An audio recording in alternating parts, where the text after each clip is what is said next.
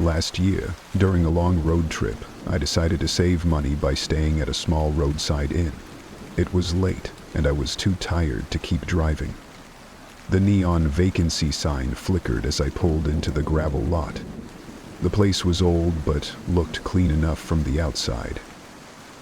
Inside, the lobby was tiny, with a counter, a couple of worn chairs, and a bookshelf filled with old magazines. The woman at the front desk greeted me with a forced smile. She slid over a guest book for me to sign. I noticed that the last entry was from 3 months ago. When I asked if it had been quiet lately, she just shrugged and said, "Not many people passed through here anymore." She handed me a key for room 6 and said, "If you need anything, I'll be here all night. But keep to your room, okay?"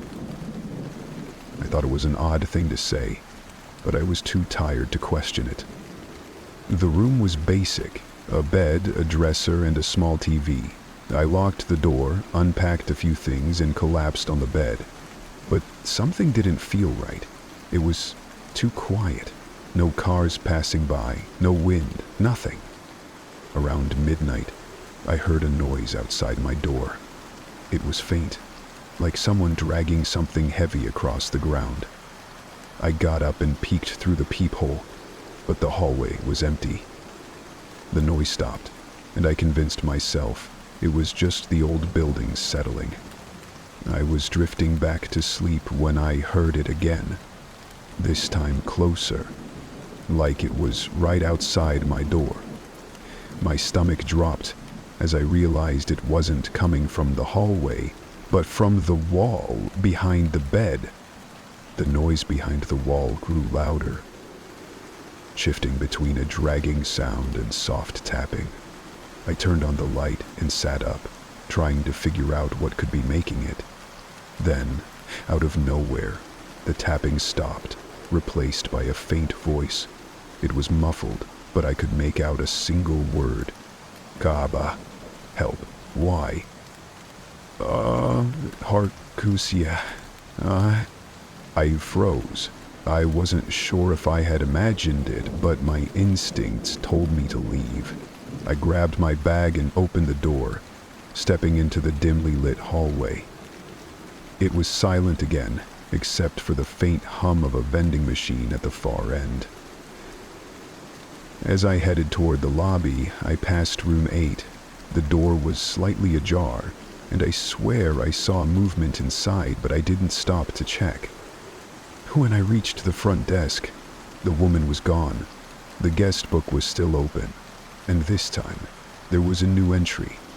My name was written there, but I hadn't filled it out completely. Just my first name. The last line, which I hadn't written, read, "He's still here." Panic set in, and I bolted back to my car. As I turned the key in the ignition, I glanced at the inn's office window. The woman from the front desk was standing there staring at me. But she wasn't alone. Behind her, barely visible in the shadows, was a figure. A man, maybe, with a distorted face. I sped off and didn't stop driving until I reached the next town. I called the police to report what I had experienced, but when they investigated, they found the inn abandoned. It had been shut down for years. The guest book, they said, was empty. No records, no names, no trace of the woman I've spoken to. To this day, I don't know what I encountered there. All I know is I'll never stay in a place like that again. Some roads are better left untraveled. A few months ago, I was on a road trip to visit an old college friend. It was a long drive through mostly rural areas, and after hours on the road, I realized I wasn't going to make it to my destination that night. My GPS suggested a small inn a few miles off the highway. It wasn't ideal, but I figured it was better than falling asleep at the wheel. When I arrived, the place looked like it hadn't been updated in decades. The sign above the entrance said Clearview Inn, though there was nothing remotely clear about the surrounding area. It was pitch black, with no other buildings in sight. The lobby was empty except for an older man behind the counter. He barely looked up as I walked in. I asked for a room, and without a word, he slid a key across the counter. The room number was 12, at the very end of the hallway. As I headed to the room, I couldn't help but notice how quiet the inn was. There were no other guests, at least none that I could see or hear. My room was plain, but seemed clean enough. I locked the door and collapsed onto the bed, exhausted. I must have fallen asleep quickly, but I woke up to a strange sound, like muffled voices coming from somewhere nearby. At first, I thought it might be the TV in another room, but the voices didn't sound normal. They were low and uneven, like whispers that didn't form any actual words. I got up to check, but the hallway was empty. I listened for a few minutes, but the noise had stopped. Figuring it was just my imagination, I went back to bed. Just as I was starting to drift off again, I heard a loud knock at my door. My heart sank.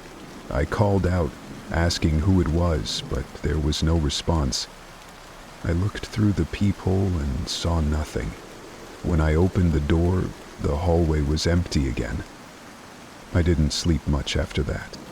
The next morning, I went to the front desk to check out, but the man from the night before was gone. A woman was there instead, younger and friendlier. I asked her if there were any other guests last night. She hesitated before answering. No, you were the only one. I told her about the noises and the knocking. She looked uncomfortable, then said, "You were in room 12, right?" I nodded. She glanced over her shoulder and lowered her voice. "You shouldn't have been put in that room.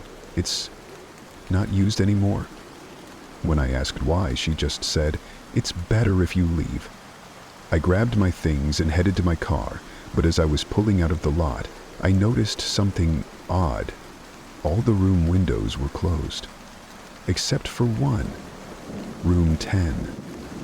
The curtain was slightly open and I could see someone standing just inside. It wasn't the man from the front desk, and it definitely wasn't the woman. It was a figure, too still to be normal, staring directly at me.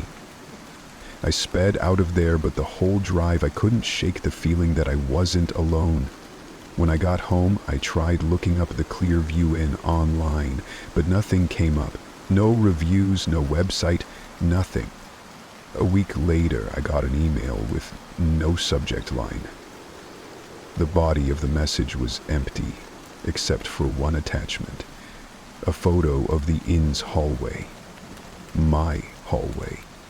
The timestamp on the photo was from the night I stayed there. I deleted the email and changed my number. But sometimes, late at night, I still hear those whispers. Faint and uneven, just like before. It's as if whatever was in that inn found a way to follow me. I don't know what it wanted then, and I don't want to find out now.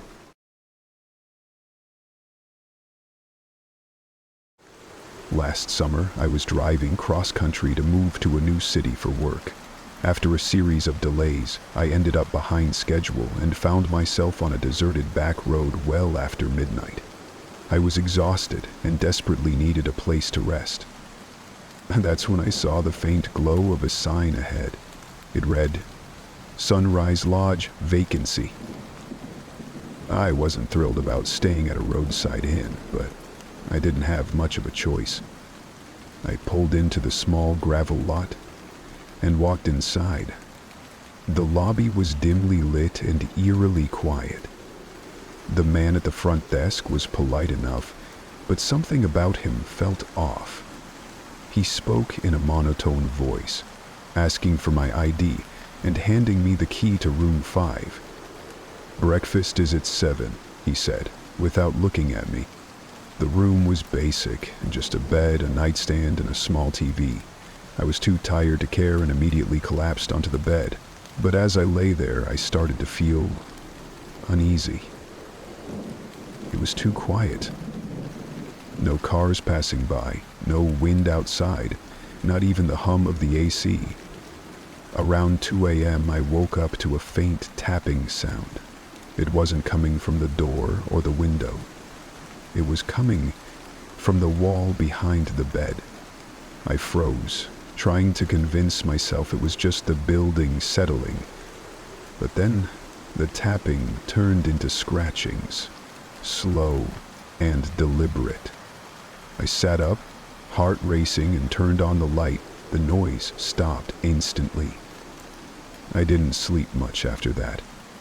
The next morning I went to check out and mentioned the noise to the man at the front desk. He gave me a blank stare and said, "You were in room 5?